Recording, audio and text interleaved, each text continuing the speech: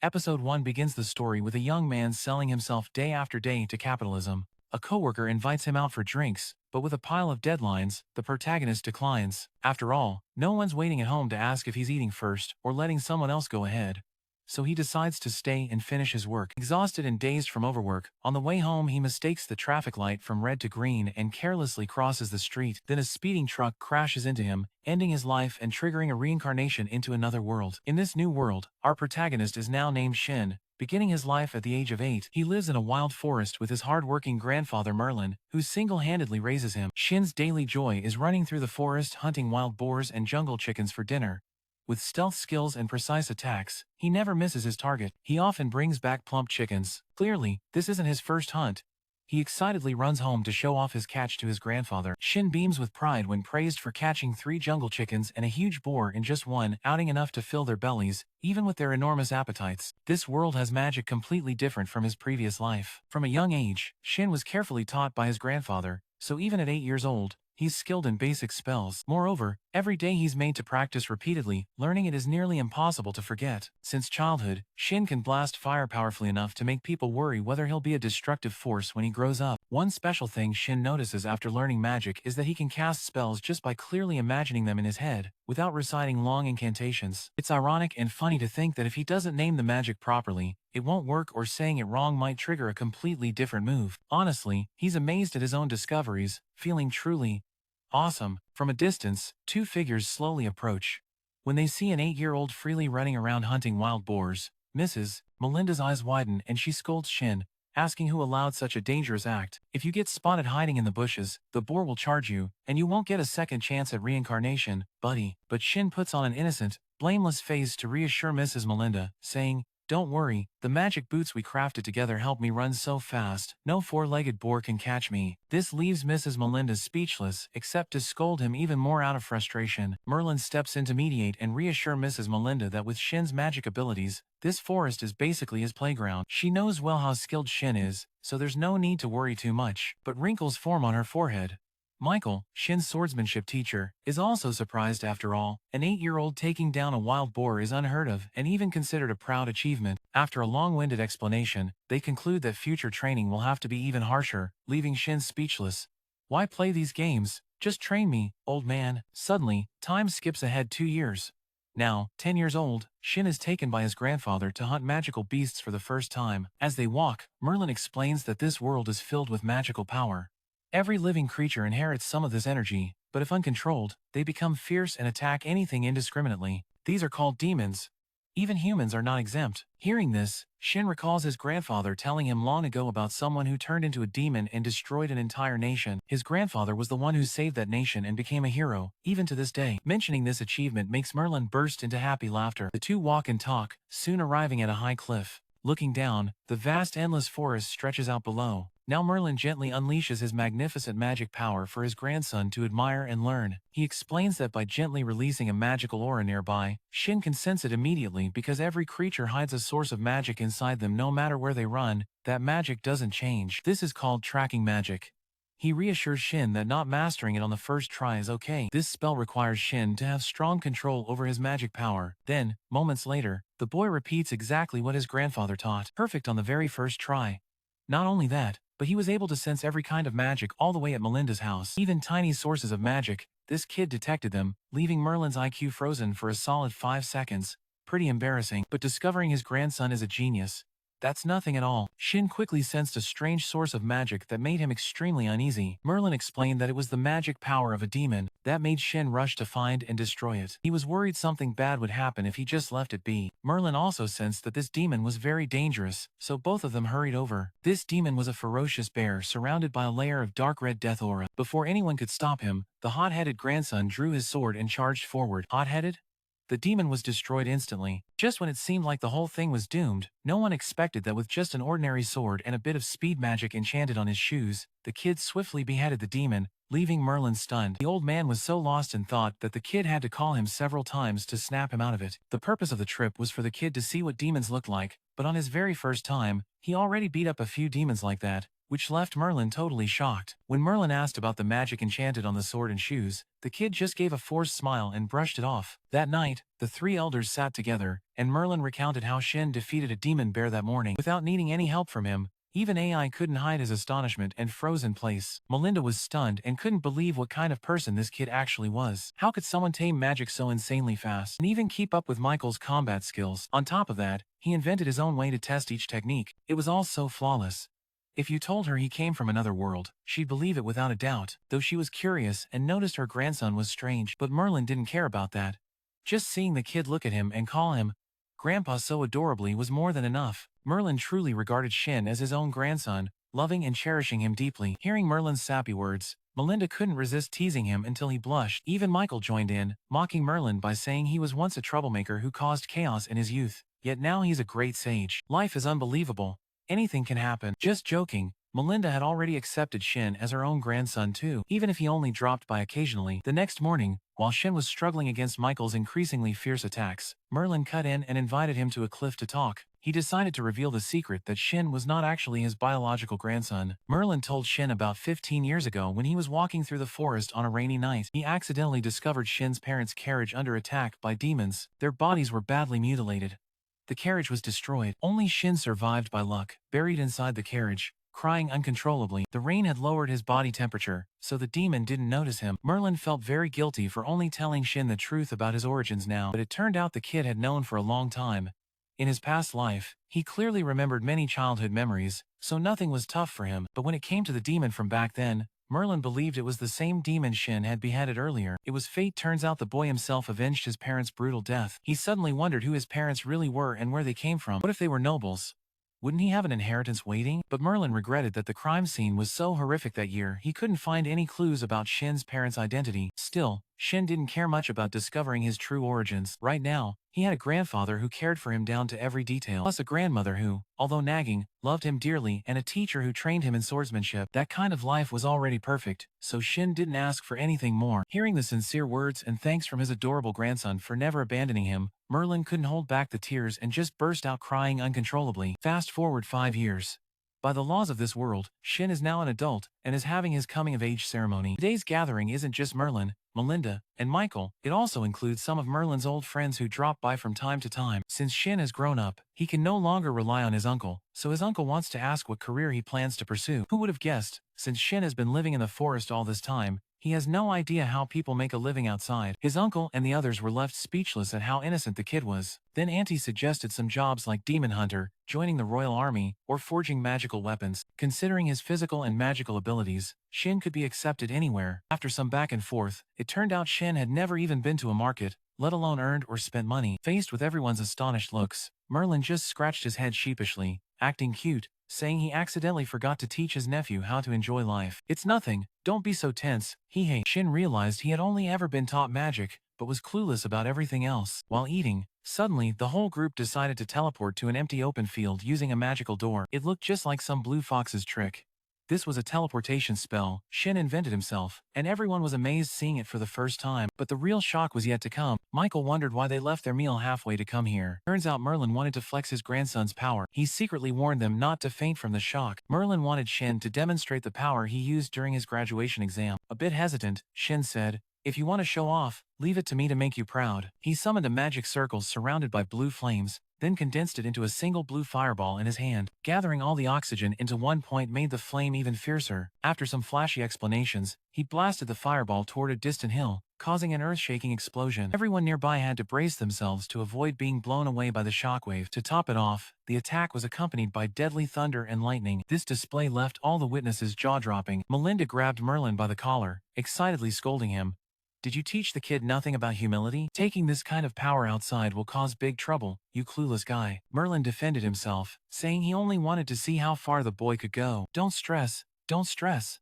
Back at the table, the uncle was sure they could let the boy integrate into the outside world now. With that devastating destructive technique and the void teleportation spell, plus the sword skills Michael taught him, letting him loose outside would spark competition between nations. It could even trigger a conflict. The situation was so bad that maybe he'd just have to live in the forest as a worthless nobody forever, forbidden from going out. The uncle suddenly suggested letting Shin attend his magic academy. Merlin's face darkened. Wasn't that saying Shin would join the uncle's country? Exactly. but the uncle swore never to use him for military purposes. The Magic Academy was just for Shin to learn more about the outside world, and also to make friends, because at this age, having no friends is truly a loss. After much persuasion, Merlin finally agreed to let Shin study at the uncle's Magic Academy, but Shin felt uneasy. What exactly was this uncle's country? It turned out, despite visiting often, no one bothered to mention the uncle was actually the king of Edward. Plus, Christina and Sergeant were royal cavalry and royal mages. Before, everyone played hard. Now getting played back made them freak out. Shin realized everyone sitting here had been high-ranking government officials. Uncle Michael was once the commander of the cavalry. Melinda shot a sidelong glance at Merlin, realizing he really hadn't told Shin anything about the outside world. Although he was the king, the uncle came here every few days, because when he was young, his country was almost destroyed by a demon. The uncle would have died in that final battle if Merlin and Melinda hadn't appeared just in time. After that, the two became the kingdom's saviors, and have been close friends with the uncle ever since. Every time the uncle visits, he hears them complaining about everything under the sun. The uncle is very happy that even though Merlin knows he's the king, he still treats him normally. Basically, because the kid is so familiar, like family, he's talented with one surprise after another. Just think of Melinda as a teammate in the group. Who would have guessed they're actually a legally married couple? You want to disappear? In half a month, the three of them will move to the capital so Shin can take the entrance exam and enroll. On the way, Shin wonders how big their house in the capital is, but Merlin isn't sure either, because the house is government provided. Returning to the capital after so long, Merlin has to pull out a bunch of documents proving their identity. The gatekeeper, upon realizing they are the sage and the immortal who saved the empire, excitedly yells out loud. As soon as the immortal and the sage are mentioned, the people immediately rush over. Merlin fears trouble, so he tells the gatekeeper to hurry up and then slips away. But rumors about the sage's grandson have already spread throughout the city. Finally arriving at the mansion, Shin has to admit, this place is seriously huge. They're welcomed by countless servants, stewards, and headmaids. Right after arriving in the capital, the kid rushes out to the street to admire the city, then slips into a small alley. Shin suddenly hears cries for help. Episode 2. After defeating a gang of thugs and successfully rescuing two beautiful girls, Shin is invited by them to have coffee and chat. If making female friends was this easy in real life, that'd be great. Huh, guys, Shin thinks to himself. A red-haired girl introduces herself as Maria, while the soft-hearted gentle blue-haired girl is Cecily. According to the rules, they can't just casually use magic in public, otherwise, those thugs would have been roasted long ago. It turns out Maria and Cecily are taking the entrance exam to the Magic Academy. Coincidentally, Shin has the same plan. Though the real reason is that the elders at home insist his skills have surpassed the professors at that so-called academy, with his mastery of both martial arts and magic. Both girls think he should attend the knight's school. Our protagonist is so used to compliments that he doesn't even blush or get shy like other young guys. The three shake hands wishing each other luck on next month's exam. Maria even boasts that she's aiming for the top spot. There's an old saying, don't count your chickens before they hatch. With Shin here, she can just grab a pillow and dream on. Meanwhile, Cecily sits silently, probably imagining which wedding dress to rent and what names to give their future kids. Hopefully a handsome name like Dad's.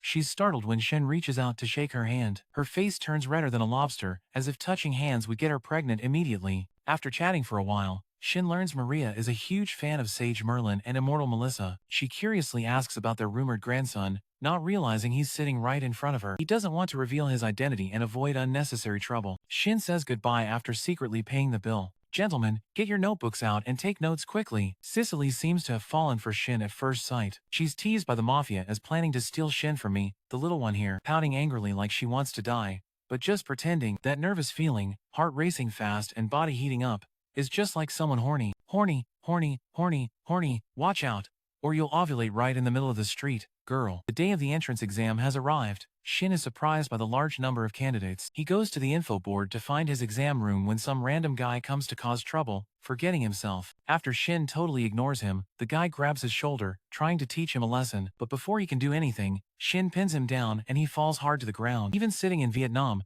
you can hear the loud cracking sound. His name is Kot and his hair color matches his name shit-colored. It's the first time someone treats him like nothing, so Kot is more bitter than eating chili. This OP dumbass thinks he's a big deal just because he's the eldest son of the Zephyr family. But sorry, I'm still the director's favorite and the grandson of the two great sages who lead the world. Just then, a handsome guy with a charming hairstyle reads out a series of rules punishing those who bully others by abusing their power. It scared the jerks so much they pissed themselves and stomped off. Turns out, this is Prince August of the kingdom, a guy with a high-status identity, but Shin calls him his uncle's son. The prince laughs with delight because it's the first time anyone called him that. The two just met but clicked like cousins. The entrance exam at the Magic Academy has two parts. First is the written test, while others strain their brains writing. Shin easily breezed through it. The second part is the practical test where candidates must use magic to destroy this metal pillar. Shin feels very excited because it's his first time seeing peers use magic, but their magic is weird. Each one flails around wildly, and their attacks are so weak they couldn't even kill a fly, let alone destroy a huge metal pillar. Yet they all look very satisfied. Humans are truly strange. Well, let me show you what real magic looks like. Let you all admire true sorcery. The proctor already knows Shin's true identity and tells him to hold back his power or the academy will have to spend money rebuilding the walls. Shin doesn't even need to chant a spell to create a huge explosion and easily destroy the target, leaving the other candidates dumbfounded. If holding back is this strong, who knows how powerful he is when serious? The exam result is predictable. Shin is the top scorer this year. The proctor says the top scorer must prepare a speech to represent the new students at the opening ceremony. But this guy sucks at writing, and tries to pass this honorable duty to Prince August. But who really wants to take on extra work? August starts his speech about this being a long-standing tradition of the academy. At the academy, there's no class discrimination. Everything depends on personal effort, and even the royal family is no exception. Then talks about close friends or looking out for oneself. If you're so good at writing, why don't you help your friend give the speech? Everyone happily agrees and admires Shin's rare talent. Only that jerk has been bitter since morning. Seems like Shin barely hit him, so he's not scared yet. Although the academy-issued uniform is equipped with high-grade charms, Shin still feels it's not enough, so he writes a few more himself. Even the venerable sage gasps in surprise at the pile of badass charms on his uniform. At the opening ceremony, Shin is escorted right to the gate by the elders. Other students quickly recognize the two as the great sage and the legendary immortal, rushing over to them. The elders are swarmed like young idols, but poor Shin, the top scorer grandson, gets ignored and shoved out of the crowd. The opening ceremony begins. The MC invites Shin to represent the new students to speak in front of the whole school. Today, Maria and Cecily finally hear Shin's full name Shin Cop and are shocked to learn he's the lord of the two great sages and immortals. Turns out the idol they've been curious about is actually their best friend. The opening ceremony is a success. Everyone wears happy, joyful faces, but that jerk sitting below, seeing Shin on stage, gets so jealous his eyes bulge and he grits his teeth like a rabid dog. Shin's group is all placed in Class S, the top-tier elite class of the academy. After class, Mafia and Cecily call Shin to the hallway to ask for help because Cecily has been stalked by some random guy who keeps threatening her, using his family status, even after she rejected him many times. Speaking of Cao Cao, here he comes. The sleazy stalker annoying Cecily recently is none other than that bastard thief. He yells at Cecily for talking to another guy and claims he's her fiancé. Cecily ran like a maniac out of fear, but Shin reassured her, telling her to relax because with him around, that punk wouldn't lay a single finger on her. At this moment, Cecily bravely stood up to that jerk who kept getting rejected again and again, not realizing how embarrassing it was to cling to someone's daughter like that. Better go cry to your mom. That guy's face must be thicker than concrete. Frustrated at not being able to mess with Cecily since Shin was protecting her, he threatened to tell his dad to get her fired. Cecily's dad, working at the August Treasury Department, had been standing at the door watching the drama unfold, giving Shin the chance to show off in front of the girls. When the prince showed up, the bully suddenly got scared stiff and stormed off in frustration. Shin invited everyone to visit his home sometime. Meeting two wise sages and a legendary immortal in real life left the whole group totally stunned. Shin asked for permission from the elders to modify the seals on Cecily's uniform to ensure her safety, but Mrs. Melinda suddenly spoke harshly, saying Cecily wasn't qualified to receive it because it had become a national treasure-level equipment. Hearing that, Cecily quickly apologized for taking advantage of Shin's kindness and stood up, ready to leave, but it turned out to be a test from the grandmother to her granddaughter-in-law. If Cecily had silently accepted Shin's gift, the grandmother would have labeled her a shameless gold digger and kicked her out immediately. Because the girl bravely spoke her mind, the old lady agreed to let Shin add those high-level seals to her uniform. Afterward, the king pulled Shin aside to warn him that although his sealing craft was a masterpiece, it could cause unimaginable disasters. He had to keep this secret because if the army found out, it could spark a war. Hearing that, Shin almost cancelled his offer to enchant the prince's uniform, causing the king to suddenly backtrack. "Wait, nephew, just keep this quiet. Give my son a set and he's done for. The heir's gone." So everyone got their uniforms upgraded except Magia, who didn't want to wear the national treasure gear. She's so quirky. People would kill to wear it, but she refuses. To make sure, starting tomorrow Shin will escort Cecily to school, because just stepping out the door feels like entering a battlefield. Shin even showed everyone a magical gate that teleports you instantly wherever you want. This is like Doraemon's magic door. Episode 3. From today on, Shin starts his daily routine of escorting Cecily to school. The young man is addicted to the feeling of being a night escort, yet he acts calm and cool, as if nothing's going on. Maria walks behind, watching her two friends blushing like crazy but stumbling over their words, wanting to say something but too shy. It's enough to make your eyes bleed from frustration.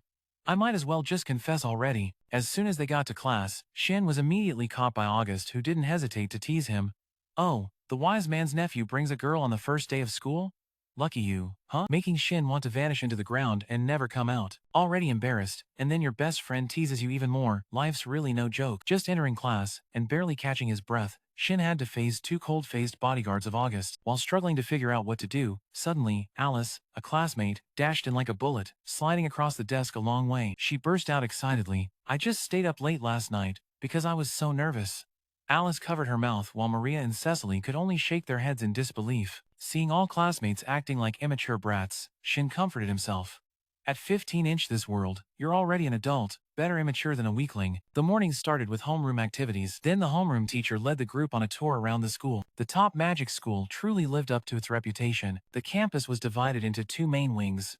Classrooms on one side, and the teacher's offices plus laboratories on the other. When introduced to the research groups, Alice and Shin laughed hearing the name Body Language Research for Enhanced Magic Muscles. A magic school teaching bodybuilding, what a joke. For some reason, Alice's bodyguard's eyes lit up with excitement. Shin almost joined immediately, if not for his mission to protect the prince. Suddenly, Alice asked Shin which group he planned to join. Unexpectedly, he dodged the question, saying he planned to just sleep at home after class, that his grandparents at home were enough to take care of. But when it came from August's mouth, it turned into no group being worthy. "I'll form an epic research group that will make the whole class go wild." Before Shin could protest, Alice quickly signed up first, dragging the whole gang along. Shin joined in, and even the teacher volunteered to be the advisor. "Just do it. I've got your back," Cecily whispered.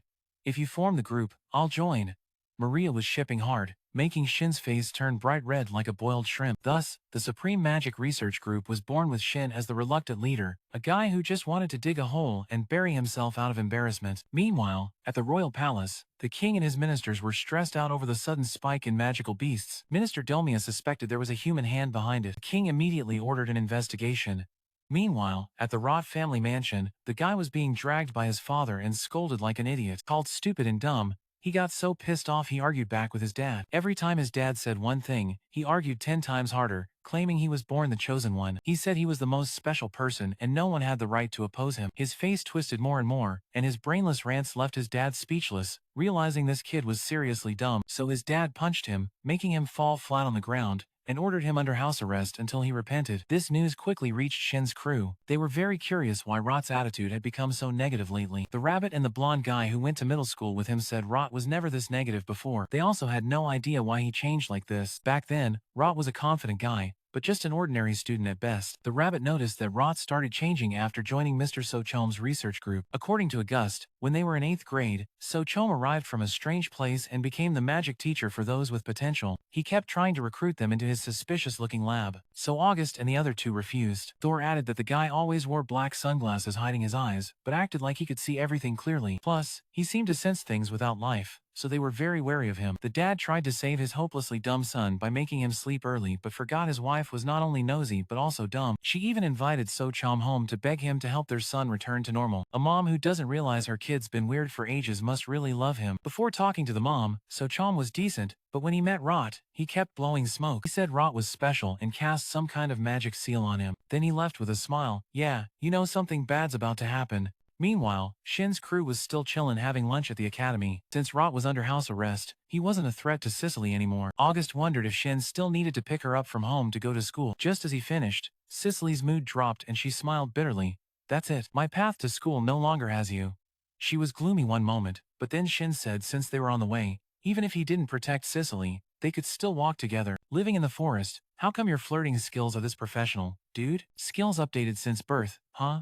Cecily was so happy she jumped up. Realizing she overreacted, she shyly sat back down. Then August teased them, making both Shin and Cecily blush like boiled shrimp. Seeing the teasing continue, Cecily might explode, so August held back and concluded that Cecily and Maria were both gorgeous girls. Without Rott, there were still plenty of guys wanting to tease the two of them. It was better to have Shin nearby to protect them. Shin agreed. If anyone had bad intentions toward them, his tracking magic would catch it immediately. Shin thought everyone knew this, but it turned out they didn't. They only heard about it from adults but never experienced it themselves. To make it clearer, Shin gave an example of the first time he hunted a 50-year-old magical beast, but instead of understanding, they were shocked speechless. Shocked to the point of disappearing, no words left for that name. Where did that idiot come from, shooting a powerful fire magic blast at them? If Shin hadn't reacted in time, it would have been over. The show ended at episode 3, but this time his power was insanely strong. Even the shield of Shin couldn't fully block the heat of the attack, and his hand was almost burned to a crisp at the most critical moment. Shin didn't forget to tell August and Cecily to quickly channel magic into their uniforms. The protective skill would activate automatically. Luckily, Shin's uniform also had a healing function, so the burn wounds would recover quickly. Shin realized that Rod had wanted to kill them all earlier but failed. This made him not only frustrated but also twisted with anger like Dombey. Then he turned into a demon, his whole body covered by a thick layer of malice. At this point, he had completely lost consciousness. For safety and to avoid getting in the way, Shin told all his classmates to leave. If they stayed, Shin wouldn't be able to unleash his full power. Though reluctant, the truth was always won. August and the others gritted their teeth and ran ahead to call a teacher. That's when the real battles started to ignite. No matter how strong Rote got, without skill, he was still weak, taking several direct hits from Shin, but he kept charging like a madman. Shin suddenly realized that he hadn't fully turned into a demon 100%, because according to the old man, demons can't speak. But Rote still cursed Shin to go die and screamed in pain, while still trying to figure out how to bring him back to normal. This idiot, seeing he couldn't win, Shin played his final boss death move, gathering power to blow the whole school to pieces. Without thinking, Rote had no choice but to draw his sword and slash, chopping his head off his neck. The technique stopped, saving the school, but Shin couldn't be happy, because this was the first time he killed someone. Rote had turned demon but could still be saved. Yet, he had to end him like this. Everything was settled, but no teacher had shown up yet. Only August's group rushed over, worried about Shin. It turned out they witnessed everything, Shin single-handedly defeating a demon in episode 4. Suddenly hailed as a hero, Shin felt pressured and tired. Seeing this, August approached to check on his best friend, because he was also worried about the demon incidents lately. Shin pondered, thought for a moment, and shared his suspicion with the group. Could turning into a demon be this easy? Previously, a high-level mage failed to cast an ultimate spell and became a demon, but that guy Crush just enrolled in the Magic Academy. Plus, his magic was weak as hell. So even if he lost control, at worst, he'd run wild like a chimp but couldn't become a demon like this. Merlin once told Shin that when someone turns demon, they lose all reason and only scream. But Crush was still able to speak nonsense, and during the fight, Shin even felt he was a bit weak. Hearing this, everyone looked at Shin with pity. You heard that right. Demons and our Shin are just puny weaklings. Plus, this was a demon ordered from Shopi. To sum it up, after piecing everything together, Shin thought that guy was exploited by villains as a human test subject. When the group returned home, the dignitary had arrived. He'd received news that Shin defeated a demon, protecting the nation's safety, so he decided to award Shin a first-class medal. Shocked at how easily he got it, but a bit psychologically haunted because it was his first time killing. The king didn't think it was simple, because in the past, the first demon appearance nearly brought the kingdom to extinction. Its recent return caused much worry among the people. Luckily, Shin defeated it immediately, so no casualties occurred.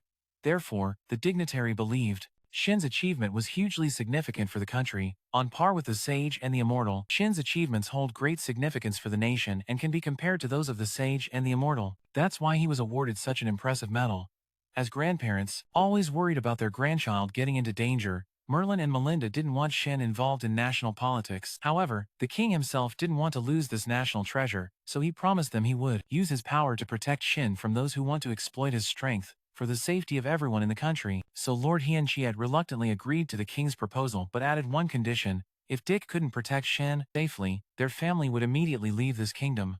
Since being awarded the first-class medal by the king, Shin has become an idol for the youth of Fandong, rivaling even Lord Hianchiet and Lord Tiannan. Wherever he goes, the girls swarm around him. Shin thought Ditch said yesterday not to reveal this outside, so why does everyone know about it? His keyword skills are so bad, calling him weak in literature isn't an exaggeration. He only said not to share the details of the incident, but everyone knows the demon appeared once again in this country and was immediately defeated. Seeing Shin between Magia and Cecily, the girls are very curious about the identities of these two beautiful ladies. Some even guess one of them is Shin's lover, or fiancé. Spot on, kid. Remind the director to increase my pay today. Hearing that, Cecily was so embarrassed her face turned as red as a tomato. What's up, old lady? I keep a little dignity. People haven't even said if it's the blue-haired or red-haired sister. Maybe they're just complimenting Maria, but it's okay. Shin only has Cecily in his heart. He apologized to her for getting her involved in this mess. After this incident, many girls at school want Shin to join their magic research groups. The homeroom teacher is having a headache over this, so he came up with a minimum requirement to filter quality students. They must know how to use spells to store items in another dimension. After the interview round, Mr. Marcus selected two promising candidates. Mark Bin, whose family owns the famous Bin Forge, known for making beautiful and sharp weapons. Accompanying Mark was a beautiful girl named Olivia Stone. She's Mark's childhood friend. Her family runs a restaurant called Thok Du Din, famous for being hard to get a table at. Now with Olivia here, everyone can enjoy delicious food to their heart's content. Seeing Mark is from a weapon-making family, Shin asked if he could craft a new sword to replace his old one. Mark said he's only made small knives before and hesitates because Shin's sword used to defeat the demon is very badass. But Shin said the weapon he used that day was just a normal sword. A genius flexing every word. Just a normal sword, but Shin had cast a spell to create a shockwave around the blade, allowing him to cut through anything without using strength. Sounds like a fruit-slicing trick, right? Shin prefers thinner swords, but those break easily, so he asked Mark to make it more badass for him. Juji wants to master spellcasting, but seeing everyone else so skilled, she feels a bit insecure. Shin noticed and encouraged her, promising to ask Lady Melinda to help. Knowing she's about to become the disciple of the kingdom's greatest Lord Tianyan made Juji ecstatic. She moved closer, revealed her soft, round soul, and grabbed Shin's hand, thanking him profusely. Cecily stood behind, pouting and pretending to sulk. Never seen anyone pout as cutely as this little kid. But this trip, Shin went straight to handle business with his wife. Initial investigation found that on the day the robbery turned demon, a high school teacher visited the culprit. So, 2 investigators were sent to So Chom's place to look into the case. So Chom's eyes were covered by dark sunglasses but still moved smoothly like a normal person. They think he used some kind of spell to replace his eyesight. It turned out that someone in his family tried to kill him to fight for inheritance. After that, he went into exile in this kingdom. The investigator hinted that lately, So Chom has been putting a lot of effort into recruiting students for his research group, so this case is quite regrettable. They know he's a high-level mage, so they want to bring him in for an autopsy on the demonized corpse of Crush. So Chom proudly agreed to go with them. During lunch break, Shin's research group gathered at the academy cafeteria. Shin wants to make a thin sword, but that breaks easily. If he keeps buying new ones, he's going broke. Because Mrs. Melinda wanted him to learn to value every penny, she instructed Mr. Merlin not to give him any money. Not knowing what to do, Tony came up with the idea that just replacing the sword blade and reusing the hilt would save quite a bit of money. So the whole gang agreed to stop by Mark's blacksmith shop on the way home to hang out. But Maria wasn't really interested in weapons, so she invited the girls' group to Olivia's restaurant. Is that girl really that hungry? Meanwhile, at the Sochom side, they arrived at the guard team's training ground. He even pretended to be dumb, asking why the autopsy was happening in a place like that, and the body of Kut was nowhere to be found. Only a squad of soldiers surrounded him from all sides. It turned out it was all a setup to test So Choma's loyalty, and he slipped up with a serious mistake, because the king ordered the details of the case to remain secret and not to reveal the identity of the person turned into a demon, to protect that person's family from discrimination. Yet So Chom knew it was Kut, so it's clear he's the mastermind behind this. So Chom didn't hesitate to admit it was a human experiment of his. On their way to Mark's house, the group was chatting cheerfully, when suddenly, there was an explosion right there, blowing a hole in the wall. Shin realized So Chom caused this. He had knocked out the investigator earlier. The investigator used his last bit of strength to warn the prince that So Chom was the demon culprit. He advised Albert to leave quickly. If he died, the old man would cry rivers. Shin immediately drew his sword and attacked repeatedly, but this guy was a high-level mage who often sucked on stones to recharge his power, so it was a tough fight. Knowing Shin couldn't use flying magic, So Chom flew up and taunted, "You're the grandson of the great sage. And this is your level?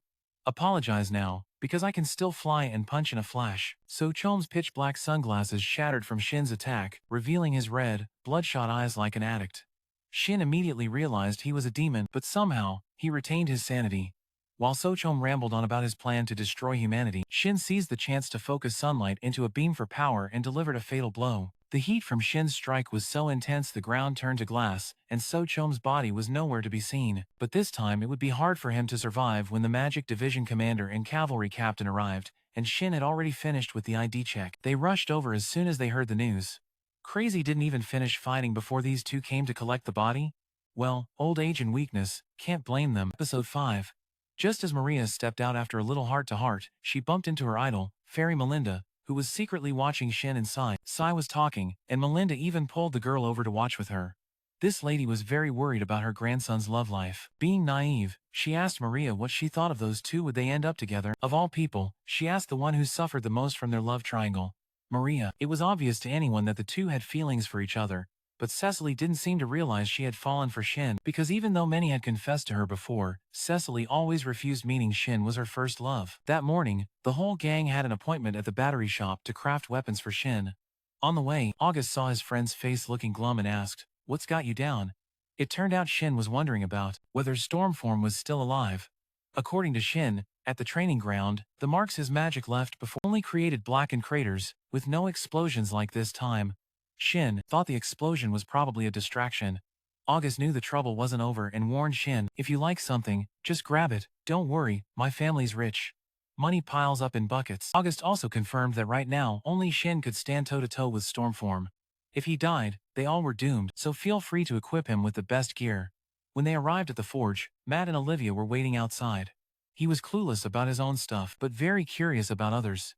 Shin immediately wondered why Olivia was already at Matt's house so early in the morning. It was obvious there was gossip to catch, so Cecily and Maria chuckled and pulled Olivia aside to say hi. While focusing on work, Matt's son kept calling, so Matt's dad got angry and shouted at him. But then, seeing his son bring the Crown Prince aka God of Wealth, the dad was completely shocked, sweating nervously, and immediately bowed deeply in respect. He almost went to jail for disrespecting the royal family, and before he could recover from the shock, the philosopher's grandson appeared. The new hero who defeated the demon man appeared, and Matt's dad nearly had a heart attack twice today. At August's request, the dad promised to train Shin with the best and most badass weapons. After discussing the weapons, Shin suddenly asked if Matt's family sold anything besides weapons, while the shop sign was right in front of his eyes. Matt's dad mentioned jewelry, sparking Shin's idea to enchant protection onto the jewelry, so he asked Cecily if she liked any particular piece of jewelry, but she misunderstood, and thought Shin wanted to gift her jewelry like a ring, so she blushed and hesitated to speak directly. Talk about a classic misunderstanding. After just 2 sentences, Shin bluntly revealed his thoughts, sending Cecily from hopeful to the brink of despair. Even the bystanders couldn't stand how clueless this guy was, so they glared and scolded him to snap him out of it. To make up, Shin decided to gift her any jewelry she liked, but it was too much to choose from, and since Shin was the giver, Cecily wanted him to pick himself. Shin chose a simple patterned ring. The moment he put the ring on Cecily's finger, felt like a wedding scene straight out of a romance anime. The atmosphere instantly turned pink, so romantic. Only 15 years old, but already thinking so far ahead, you guys. Finally, the medal ceremony day arrived. Walking for the first time amid thunderous applause and a solemn atmosphere left Shin completely overwhelmed. The ceremony went by quickly, and surprisingly, the king truly kept his promise by announcing that no one was allowed to drag Shin into political or military matters, ensuring he could live peacefully forever. At that moment, Shin thought this uncle was seriously insane cool. The next morning, as soon as he opened the door, a crowd of fans was blocking the gate. Seeing Shin appear, they wildly rushed at him, scaring him half to death. The 3 of them had to use the teleport gate to get to school. As Shin stepped out, he almost bumped right into Juji's chest. Other classmates saw the 3 suddenly appear and found it very strange. Shin had to explain that their home gate was besieged this morning, but Lin only focused on the magic Shin used to create the gate. He explained it was a spell that shortens the distance between 2 connected points. Unlike teleportation, even though he explained briefly, Lin still didn't get it. Shin comforted her by saying, even the philosopher didn't understand it, so it was okay if she couldn't either, and he would teach everyone the magic later, so no worries. Thinking about raising everyone's power, Shin grinned wickedly, giving August goosebumps. Lately, a lot of strange things happened, so to prepare for next times and stay safe, Shin wanted to boost everyone's defense and attack abilities. First, he tested their magic control skills. The more he talked, the more he realized their awareness of magic control was basically 0, so he had to teach from scratch. Practice was the fastest way to learn, so Shin asked Magia to try casting a magic shield and pointed out that their shields were weak and couldn't withstand even his basic attack. Then it was Cecili's turn to try her shield and activate the defense seal on her ring. As expected, the seal Shin engraved on the ring was insanely OP. He gave another example from his battle with Stormform, whose shield was considered top tier against Shin. Finally, he flexed his own magic control skills. Shin unleashed a burst of magic, freezing and stalling the atmosphere. He had to stop in time, or they wouldn't be able to handle it. Witnessing his god-tier magic control, they realized how elite the skill really was. After class, the whole group went to Shin's house to hang out. Merlin was thrilled to know Shin had started teaching them magic knowledge he knew. That meant from now on, they were disciples of the philosopher's grandson. Just hearing that sounded badass. Taking the chance, Merlin couldn't help but flex about his genius nephew, praising him non-stop. He has a truly unique mindset, focusing on the process rather than the outcome. Seconds later, he casts a Space Gate spell that Shin created himself, as a statement that even though Shin is a genius, he's no different from ordinary people. Anyone can achieve it if they just try hard enough. This was done so people wouldn't overrate or idolize him, so Shin wouldn't feel lonely anymore. Melinda caught on to this intention at a glance.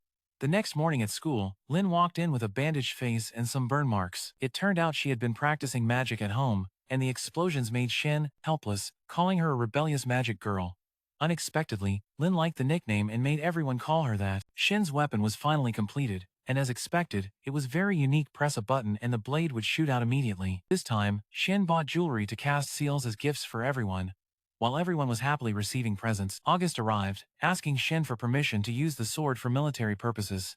It was purely a combat weapon, not for magic use. He didn't refuse, but since the idea was Tony's, Albert still had to get his opinion before agreeing. Albert also revealed that war was very close. The Bertzia Empire had gathered a large military force ready to attack at any moment. If war broke out, they would have to join the reserve mobilization force. But August promised not to force Shin into the army. Shin could join if he wanted, or not. However, Shin confirmed that if war came, he would participate, because the friends here were all precious to him. Meanwhile, in the Bolivia Empire, a spy revealed to the king the growing threat of magical beasts in the main kingdom.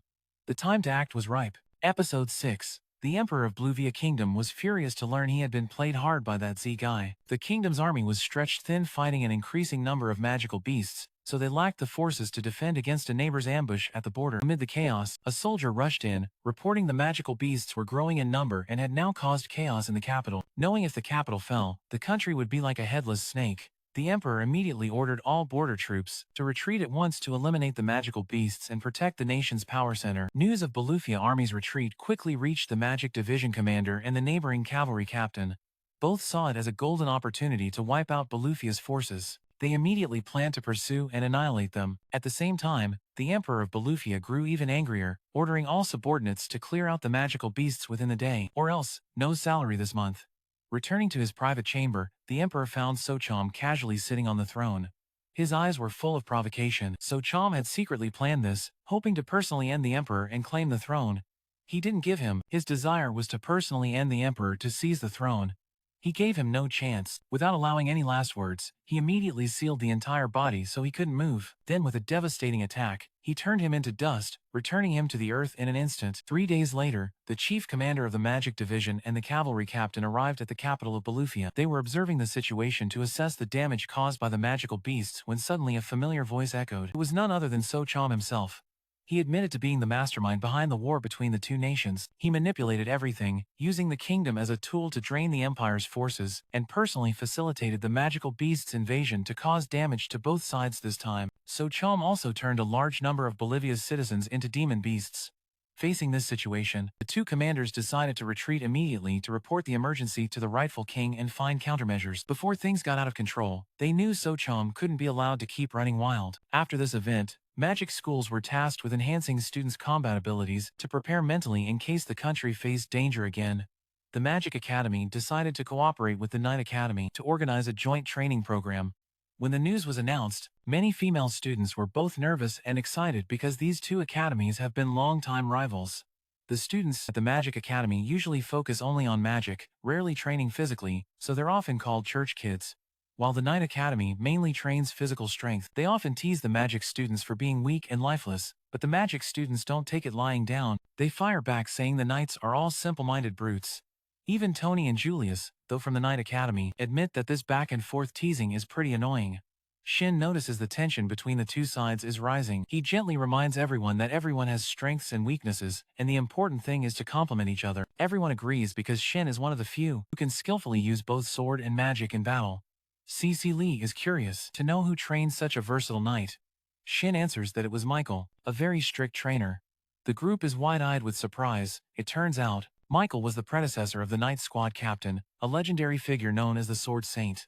Though not Shin's uncle, he was clearly raised in an ideal environment with guidance from sages, immortals, and the Sword Saint. Surprisingly, Shin, the important thing now is to focus on the training goal. Understanding the purpose of the training is enough, but these girls are not easy to overlook, especially since they tend to hold grudges. This training is organized in teams. 4 students from the Magic Academy will be paired with 4 students from the Knight Academy into groups of 8 to hunt magical beasts in the forest. This format helps improve actual combat ability and also controls the increasing number of magical beasts. Shin is paired with Flag Bearer Loy, the top freshman from the Knight Academy, along with the runner-up Mazanda, along with Neon and Ken.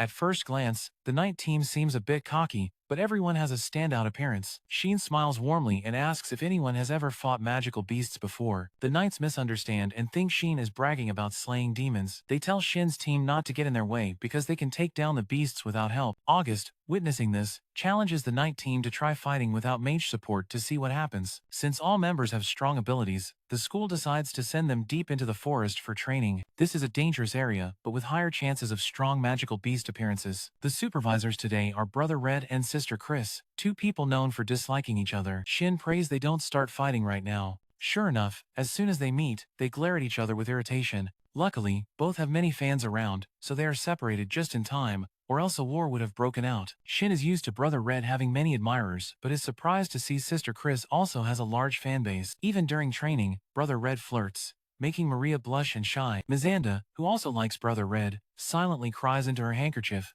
powerless to do anything. Shin uses tracking magic to detect a magical beast approaching. The knight students immediately draw their swords, tense and alert. When they see it's only a wild boar, Shin regrets it's not a magical beast because he could have turned it into a meal. The knights try to attack but miss every strike and get knocked down, rolling around. Shin, with his masterful skill, ends the magical beast with a single sword slash, leaving everyone wide-eyed in astonishment. Cecily uses healing magic to help the knights recover. The boys there are mesmerized by her pure soul, making Shin visibly jealous. Mizanda is also annoyed since today she lost points twice to Shirley. Brother Red senses a pack of magical beasts approaching. The estimated number is over 100, with one showing a very strong reaction. The knight students start to panic and consider retreating. Meanwhile, Shin doesn't hesitate to charge forward. It's been a while since he used explosion magic, so this time he's determined to go all out. He uses hydro combined with oxygen to create a powerful reaction, a technique so complex that listeners can only shake their heads. The dangerous beast Anshik mentioned turns out to be a tiger, a disaster-tier magical beast chasing others, causing the pack to gather. Shin unleashed a devastating attack strong enough to flatten the entire forest. Because of the tree cover, everyone thought it was dark, but after that attack, light flooded everywhere. Mizanda had to admit that her academy's level was still far behind. She also apologized to Cecily for causing trouble with her boyfriend. However, when hearing the words boyfriend, both Shin and Cecily blushed and immediately denied it. Even though everyone clearly saw they were happy and excited, they pretended to be shy. After walking some more, Shin's group encountered a massive bear-type magical beast. This time, the whole group coordinated smoothly and quickly finished off the monster. Mizansa was the one who delivered the killing blow with his sword. The mages were fine, but the knights got scratched a bit. Cecily took the initiative to offer healing to them. Sarges didn't hold back praise for Shin's group of mages. Not to mention Shin's abilities, even the others were incredibly skilled. Clearly, before they were just rookies, but now they're proficient with skills rivaling the best mages in the Magic Academy. Nen So-get wanted to ask what secret method they used to improve so quickly. Shin honestly told him that at their school they formed a new magic research group, and everyone in the group was taught the training methods Merlin once taught him. Sorget felt that wasn't enough, so he pressed for more. Shin then remembered that he also taught them how to visualize when using magic. That was the key point. So-get immediately grabbed him and asked if Shin could teach him what the research group was doing. Sin was very willing, but August stopped that and reminded that Sigit was a soldier. If he learned Sin's magic, it would mean using that magic for military purposes. Any slip-up could cause diplomatic issues. The current tension between the two countries is very high. If this power got into the neighbors' hands, it wouldn't even take the demon race. Humans would destroy the world first. Shin didn't quite understand. It was just a little magic training, not that serious. August sighed and scolded Shin for not realizing his own strength and influence yet. Whether he causes a war or not, it's too early to tell. August also instructed the research group not to let this power leak to other countries, saying they monopolize the power is fine. Finally, Shin understood he must not spread his terrifying power anymore, but Sigit stubbornly wanted to know how the research group trained to improve so fast. August reluctantly revealed that they only practiced controlling mana twice a day, increasing the amount of bit each day. That was it. It was so simple that Sigit himself didn't believe it. August was sure of this, so he called Cecily and Maria to cast a magical shield for him to see. The shield was so thick that even Sirius was amazed. Magia chuckled, saying they had only trained that far and still far behind Shin's shield. Even Sirius had to believe it now. Magia modestly said their technique was still weak. Then Sirius flirted with her, making her blush and lose composure. The training session ended there, and it was time to return to the meeting point. While Shin's group trained smoothly and harmoniously, other groups were anything but peaceful. Tony's group teamed up with an old middle school friend, but he always looked at Tony with hatred and resentfully called him a coward who ran away to magic school, leaving Tony helpless. Suddenly, a magical beast appeared. That idiot and other knights ignored the teacher's words, charged ahead, and declared only swords get to speak. The result was they got bitten every time by the beast, struggling to kill it. forcing Tony's group to use magic to defeat the beast and save those idiots. Even after being saved by Tony, those guys showed no gratitude and kept their hateful attitude, which was really annoying. Tony acted like nothing happened and said it was probably because the girl he liked back in middle school confessed and dated him, which made the other guy react that way. But they broke up quickly, and it turns out the real reason behind the brotherly conflict was a girl. Just hearing it makes you feel sorry for that guy. Meanwhile, Alice's group kept getting teased by some knights along the way just because they were girls. When the magical beasts appeared, those guys tried to show off in front of the girls by charging in, but they couldn't even take down a single beast that was barely holding on with its last bit of energy because they were underestimated. Alice and Yugi wanted to use magic to defeat them, but Lin was quicker and struck them all with lightning, leaving everyone's hair curled up like cotton candy when they came back. The whole group gathered, and Shin, feeling curious, asked what had happened to them, but they just chuckled and gave a super brief explanation that left Shin completely confused. When asked how today's training went, Magia revealed that Shin and Cecily were all lovey-dovey the whole time, making both of them embarrassed and wanting to explain,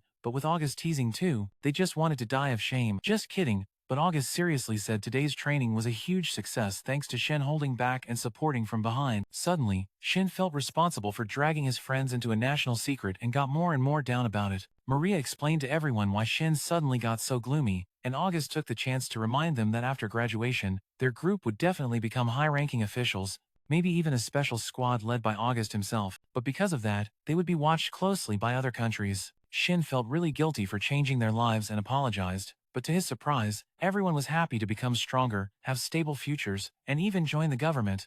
Life doesn't get better than that. They said it was them who should be thanking Shin, which surprised Shin and quickly lifted his mood. August reminded him that no matter how much he supported him, there had to be limits. Don't pull any weird stunts, or no one will be able to save you then. The next morning, the group went to an empty field where Shin used to train freely without anyone noticing, ready to unleash their full power and blow off steam. August suddenly called everyone together for an important announcement.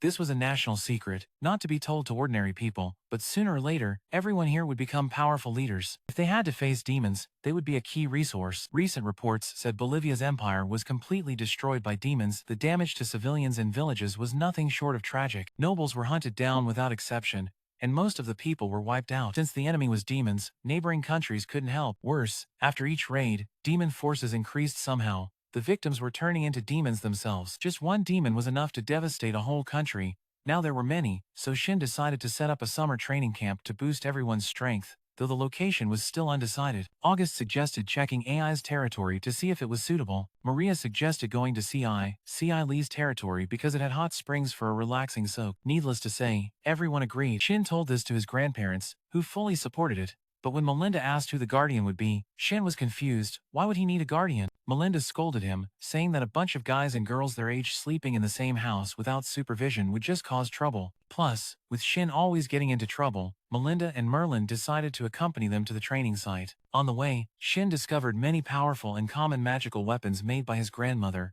which made him very proud. But when told about old battles, Melinda blushed, and Merlin teased her, so she shouted at him to shut up. By late afternoon, the group suddenly realized they were surrounded by a pack of mid-level magical beasts. Everyone wanted to be the one to show off their strength and defeat the beasts, so Shin played a card-drawing game for it. Lin was lucky and drew the winning card, taking out the beasts with one devastating strike, scattering them everywhere. Merlin, riding in the carriage, praised how much the kids had improved, but Melinda complained that one Shin was tiring enough, and now with a bunch of little monsters, she wondered how much more chaos they'd cause later. When my whole group arrived at CI Lee's mansion, the first thing we did was enjoy the famous hot spring bath here. When relaxing, people tend to speak their true feelings. Merlin also sincerely thanked Shin's friends for helping him not feel lonely. He had felt very guilty because Shin had no peers, so when Shin made good friends, he was genuinely happy and grateful to them. Not only Merlin, but Melinda over there felt the same way. She also thanked everyone for befriending her grandson and decided to help train the kids. 8 days later, the entire group of trainees took part in a special training session. This time, they directly learned how to control magic power from Merlin and how to craft magical tools from Melinda. Thanks to the long experience and careful guidance of these two great seniors, the lesson went extremely smoothly and effectively, just as Shin expected. Being taught by famous figures known throughout all 6 regions, if they didn't improve, that would be strange. After observing the training,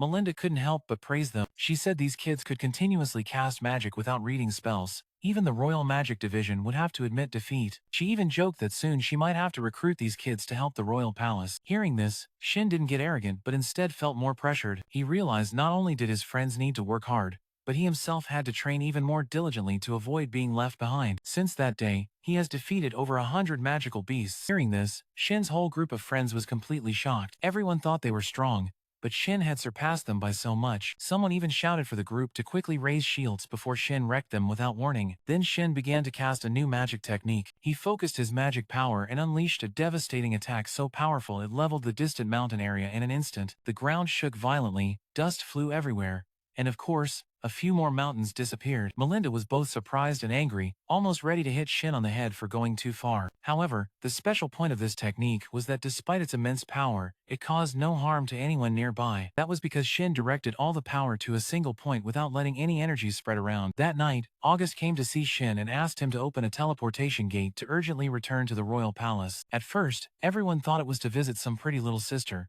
but when they arrived, there really was a girl waiting. That girl was Eli, August's official fiancé. Before he could rest, August was scolded harshly by Eli. She blamed him for training and leaving her and her sister at home bored to death. Her sister also took the chance to nag August, saying he knew she was Melinda's biggest fan but still didn't let her come. As siblings, it was all for nothing. August explained that he didn't let the two girls come because he feared for their safety, but his biological father, the king, was very relaxed about it. He believed that with Merlin and Melinda there, everyone would be perfectly protected. As a result, August had to drag these two nuisances along to the training place. Shin quietly thought Eli would worry about August being surrounded and flirted with by these girls. But unexpectedly, the one Eli really worried about was August himself, because Shin and August were inseparable, making Eli jealous. Shin didn't know whether to laugh or cry upon hearing this. Suddenly, he got pushed into the role of the third wheel in his own story. Albert's little sister was even worse.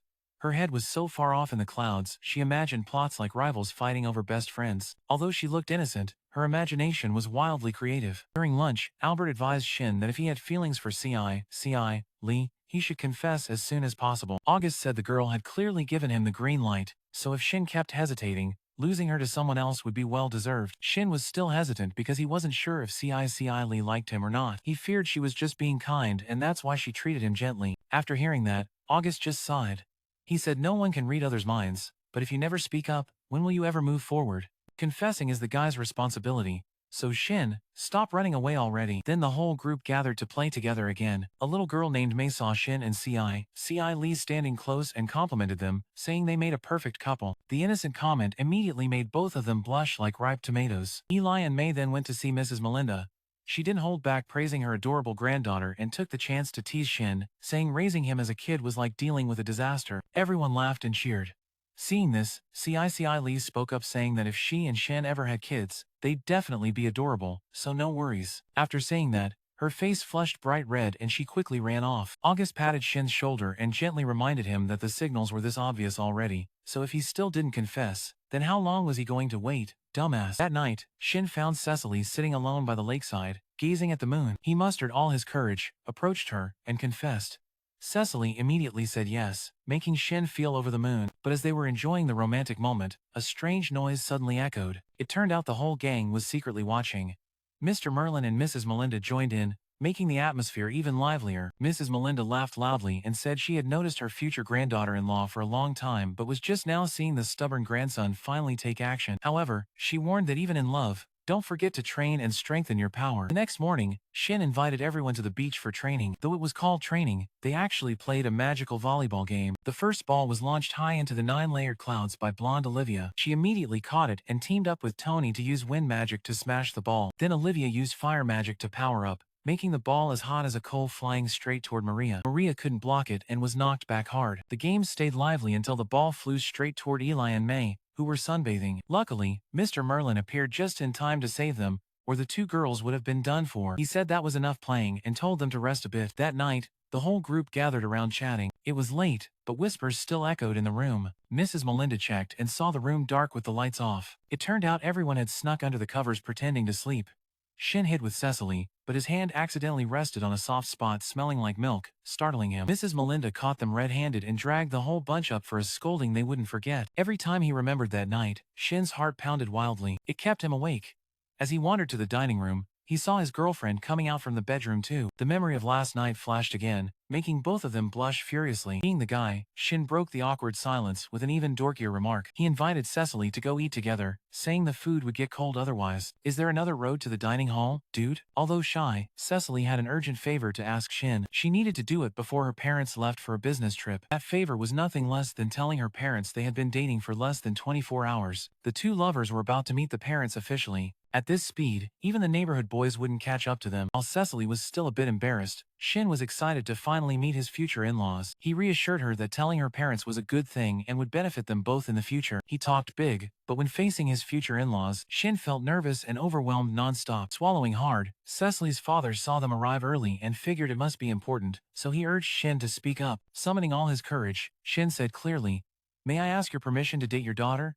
and waited for their reaction. They were surprised for a moment, but then Cecily's father happily jumped up, grabbed Shin's hand, and thanked him profusely, thanking him for choosing their daughter, which shocked Shin to the core. While the father kept rambling about how today was a happy and lucky day, Cecily's mother suddenly turned serious. Even a gentle reminder made the father obey obediently before agreeing to let the two of them date. She has something to ask Shin to be sure. Their family is noble class, so Cecily won't date someone without an engagement. She means the two have to be engaged before she feels comfortable in trusting her daughter to Shin. And just like that, in 24 hours, they went from friends to lovers, to fiancé and fiancée. The progress was faster than the speed of light.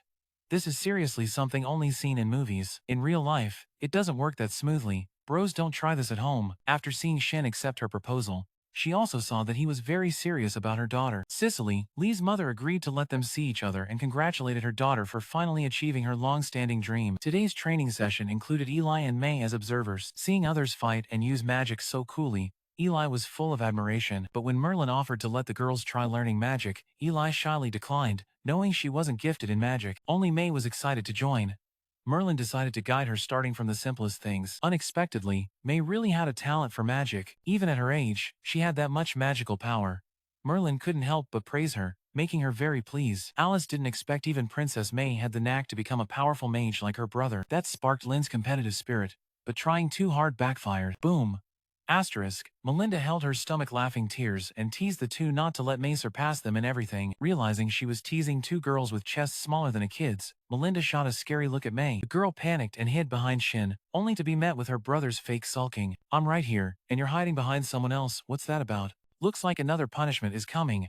Making the girl even more scared than before. After a while, Shin said he wanted to practice a new magic spell. Everyone else immediately ran away and hid behind shields. Shin swore he wasn't testing attack magic, so they finally trusted him and got closer, though still worried. But Shin really wasn't testing attack magic. He just needed a stone and cast a spell to make it float in the air. Everyone was dumbfounded. He called it the floating spell. After successfully testing it, Shin immediately applied it to himself. Flying for the first time, he was extremely thrilled. He hovered around, ignoring everyone below, staring up with dumbfounded faces. This time, he created something beyond their imagination, just like everyone else. But May quickly recovered and eagerly asked Shin to teach her this magic. She wanted to fly like a bird too.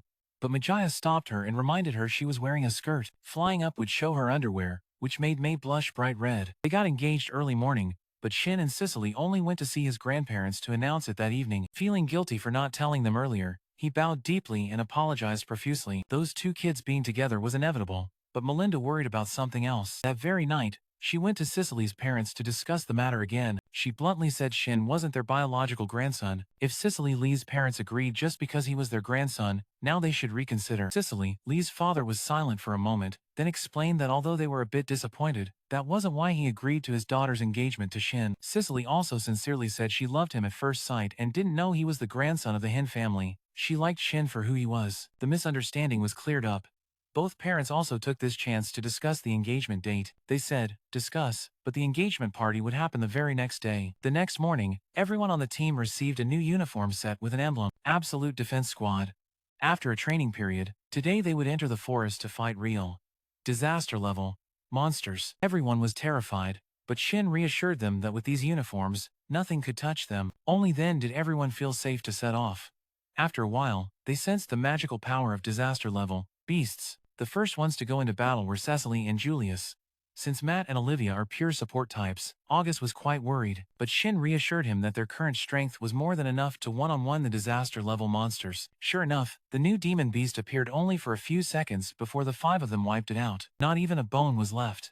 If pure support types can fight like that, then of course the attackers can definitely handle it. This boosted their confidence, making today's training session absolutely perfect. AI also managed to take down a disaster-level demon beast on her own. Everyone improved drastically.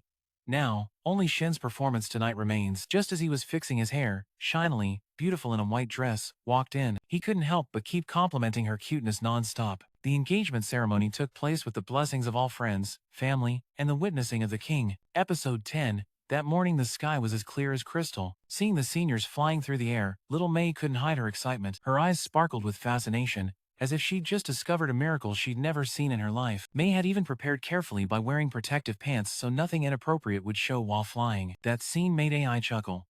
The whole group couldn't hide their bright smiles. They just hoped the little girl wouldn't cause the boys around her to get nosebleeds from how adorable she was. Meanwhile, elsewhere, So Chom's faction had completed their initial goal, destroying all towns and villages within the Empire's territory. Once everything was settled, So Chom became idle. He didn't know what to do next and seemed uninterested in anything anymore. He just sat still, his lazy gaze motionless. However, not all AI in the demon faction shared his view. Those he had turned into demon beings began to hatch a new plan, an ambitious scheme to expand the war to neighboring countries and unify the entire world under one demon empire. They enthusiastically discussed and proposed all kinds of strategies, but to Sochom, all those words only gave him a splitting headache. He didn't want to join in.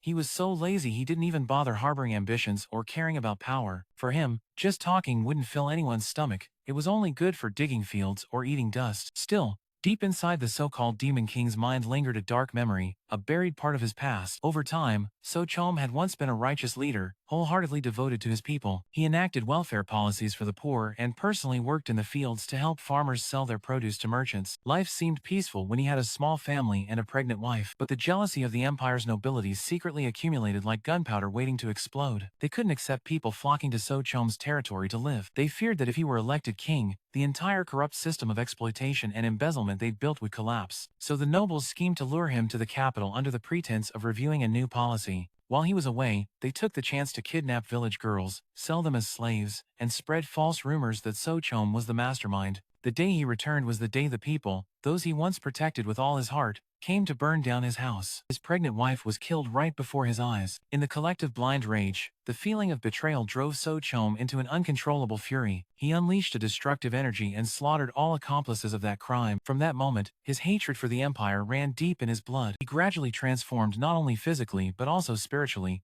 becoming a demon being filled with pain and rage. While he lazily avoided all plans to conquer the world, elsewhere, a man named Lauren was receiving an important mission. He was assigned to infiltrate the Splinter Demon faction with the goal of provoking them to attack the Kingdom of Sudan, a nation bordering as a kingdom. In reality, this was just bait. The true aim was to force Shin's appearance, because only with the presence of demon beings would that young man reveal himself. The next morning, the atmosphere in the royal palace became more solemn than ever. The coronation and succession ceremony for August was held grandly, attended by many dignitaries and citizens. From that moment, August officially became the crown prince, bearing the responsibility to steer the country toward prosperity. However, just as the ceremony was going smoothly, a soldier suddenly rushed in. With a panicked face, he reported that a large number of demons were invading the kingdom's territory. 2 other soldiers immediately restrained him, thinking that such a sacred ceremony should not be interrupted by bad news. But August had a different view.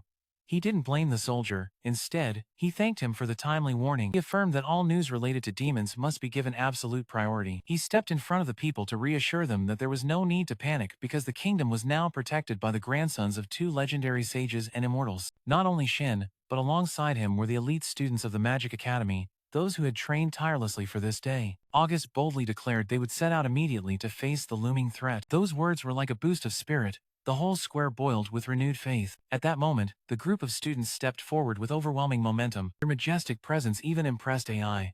Shin was startled, not understanding why he was suddenly pushed to the front. Taken by surprise and without time to react, August turned to him, telling him to think of a name for the group and say a few words to boost the people's confidence. Nervously, but with no other option, Shin mustered all his courage, stepped forward, and declared the group's name as the Supreme Magic. At the same time, he pledged that they would fight with all their might to defeat the demons and protect peace for the people. Of course, he chose the name in English to sound cool, then had it translated into the local language for everyone to understand. The oath ended amid thunderous applause. The people placed their full trust in the younger generation. The students then entered the preparation phase for a journey that would be anything but easy. The upcoming battle was not just a fight between humans and demons, but a turning point that would change the fate of many nations. For these boys and girls still sitting in school, this was their moment to prove themselves, to overcome their first real challenge and step into a harsh, unforgiving world. Episode 11.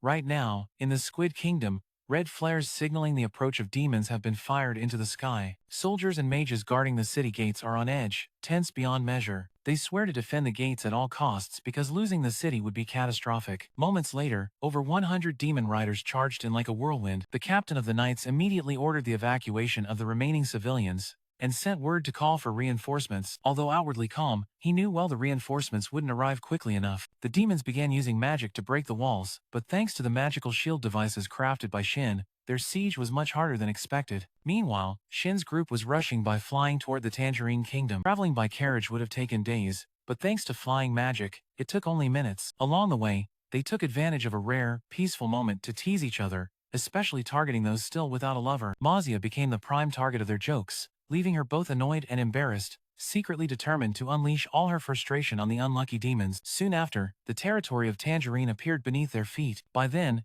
demons had broken into the city, and chaos reigned everywhere. Citizens fled in panic, the streets were ruined and filled with cries of despair. A mother carrying her daughter tried to escape the pursuing demons, but utterly exhausted, she seemed hopeless in a moment that felt like the end. Shin swooped down from the sky and delivered a kick that sent a demon flying, leaving its companions stunned and confused. Tho also appeared, landing while grumbling that Shin's sudden landing nearly gave him a heart attack. The remaining demon recognized the reinforcements from another country, but before it could finish its challenge, Shin immediately took it down. Meanwhile, Tho finished off another demon on the other side. Then Shin quickly urged the mother and child to run to the rescue center. Seeing the devastation before him, a deep hatred toward the Manane welled up inside Shin. At this time, August, the newly appointed prince, stood high up, fulfilling his duty. He introduced himself, reassured the people to find shelter quickly, and avoid showing up until the reinforcements wiped out all the Manyan. Mazia would be his fighting companion in this battle. After dividing the teams, Shin instructed Cecily to head to the rescue station to assist with healing and ordered Matt and Olivia to protect her and absolutely avoid getting injured. Otherwise, he wouldn't be at ease.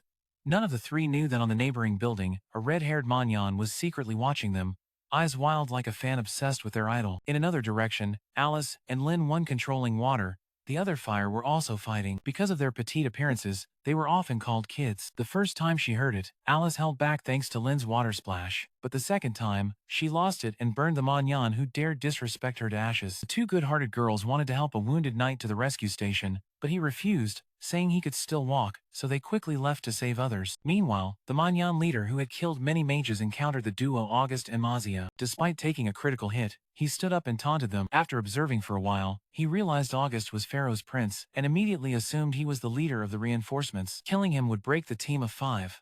August denied it, and had to hold back laughter when introducing his group's name, not wanting to waste time. Mazia immediately attacked, but her strike was blocked by the corpse of a dead soldier. He hadn't even hinted at wanting her as a girlfriend, but Mazia flat out rejected him, thinking he wasn't worthy of being turned down in front of everyone. Enraged, he charged with a powerful blow that would have seriously injured Mazia if not for her armor's protection. Then he grabbed her arm and slammed her into the wall so hard it collapsed, but she was unscathed. Her uniform's self-healing protective layer saved her from disaster. He started realizing he wasn't facing a toy, but still recklessly used a magic weapon taken from a dead mage's body, one containing a shield Shin had once created. Thinking he had the upper hand, he boasted arrogantly, but minutes later was overwhelmed by August and Mazia's combined relentless assault and was ultimately defeated by the very weapon he stole from the enemy. A basic lesson: using your opponent's mastered weapon only speeds up your death. Meanwhile, Julius and Tho coordinated perfectly, one launching moves while the other finished the kills. Together, they took down a series of Manyan who were not only powerful but held extremist views, always using past human oppression as an excuse to vent their rage on innocent people. Facing such foes, they didn't hesitate to punish them harshly. Juji and Tony also proved to be an insane, fighting duo. One used ice to restrain while the other swung his sword like the wind, slicing enemies as if cutting fruit. Some other Manyan tried to ambush the rescue zone but were naive to think it lacked AI protection. The result? They were incinerated by Matt and Olivia without even a last word. Among them all, the most badass was Min.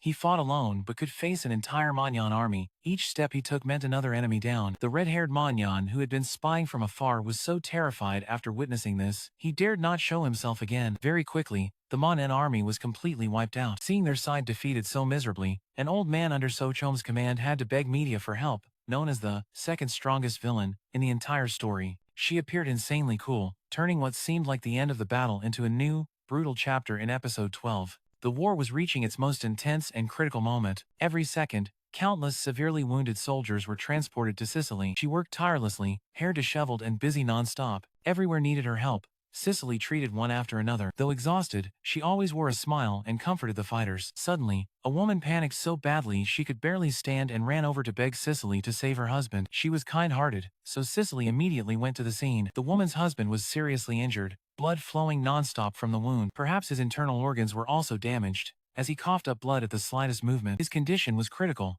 At the woman's desperate plea, Cecily hesitated at first but quickly regained resolve and began treating her husband. Meanwhile, on the battlefield, Shin sensed a very strange magical power. Media was freely unleashing skills from another corner, defeating countless soldiers. Her power was on a completely different level, leaving the remaining soldiers frozen, forgetting to dodge attacks. Luckily, Alice and Lin appeared just in time, using their bodies to block Media's attacks and save the soldiers. On top of that, they had to urge everyone to run quickly, standing there like sitting ducks, just getting in the way. They better be smart and escape somewhere else, folks. Lin's attacks were easily dodged by Media without even needing to cast spells. This made Lin strike faster but still not fast enough to hit Media. Still, Media held a bit of respect for Lin. At the same time, Alice rushed into attack, but Media's magical armor was too thick and activated too fast, so Alice's strikes barely scratched her and only wasted energy. Alice thought she had defeated Media and turned to close her eyes with Lin, unaware that a wave of power slammed her aside from behind. Even so, Alice quickly regained her balance. Her wounds were healed while her eyes were closed, and she returned to the fight. It was just that Alice was still no match for Media. Within seconds, she was knocked flat on the ground. Lin rushed to help, but Media used Alice as a shield, preventing Lin from attacking his friend. Media mocked their group for fighting like amateurs. At that moment, all the demon beasts received the order to retreat entirely. They wanted to keep fighting. The current situation was unfavorable, so they were forced to retreat and regroup. What kind of lame excuse is that? The demon beasts hadn't even escaped before Shin obliterated the entire group with a single move. This is every bullied kid's dream.